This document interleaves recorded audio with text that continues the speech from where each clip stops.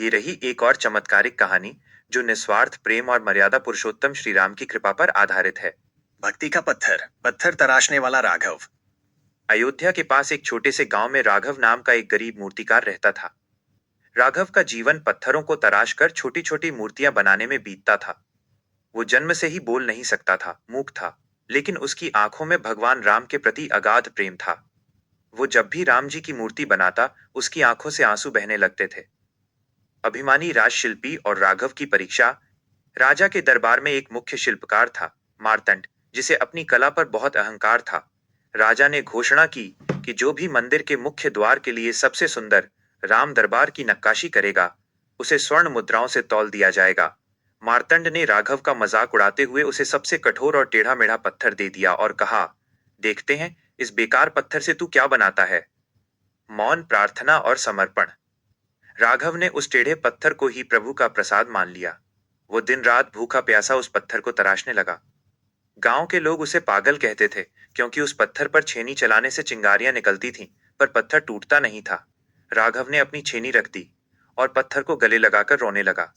उसने मन ही मन कहा, प्रभु मैं तो मूक हूं, पर क्या आप भी इस पत्थर की तरह मुझसे नहीं बोलेंगे। दिव्य चमत्कार। उसी रात एक तेजस्वी वनवासी बालक राघव की कुटिया में आया। उसने राघव के हाथ से छेनी ली और पत्थर पर केवल एक लकीर खींची। देखते ही देखते वो कठोर पत्थर कोमल चंदन की तरह महकने लगा।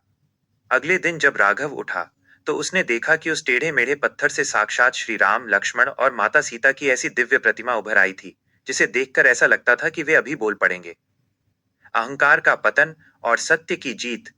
जब राजा और मार्तंड वहां पहुंचे, तो मार्तंड ने ईर्ष्या में आकर अपनी छेनी से उस मूर्ति पर प्रहार करना चाहा। लेकिन जैसे ही उसकी छेनी मूर्ति को छुई, मार्तंड का हाथ पत्थर की तरह जड़ हो गया। वो हिल भी नहीं पा रहा था। तभी मूर्ति से एक दिव्य प्रकाश निकला और राघव के कंठ से पहली बार आवाज निकली, जय श्री राम। राघव की आवाज सुनकर राजा दंग रह गए। मार्तंड ने रोते हुए अपनी हार स्वीकार की और राघव के चरणों में गिर गया। राघव के स्पर्श मात्र से मार्तंड का हाथ फिर से ठीक हो गया। सुखद अंत। राजा ने राघव को राजशिल्पी बनाया और उस दिव्य प्रतिमा को मुख्य मंदिर में स्थापित किया गया। राघव ने अपना सारा जीवन गरीबों के लिए धर्मशालाएं बनाने और बच्चों को कला सिखाने में लगा दिया। सीख। जो पत्थर जैसा कठोर हृदय रखते हैं, वे ईश्वर को नहीं पा सकते, लेकिन जो पत्थर में भी ईश्वर को देखते हैं, भगवान स्वयं उन्हें आकार देने आते हैं।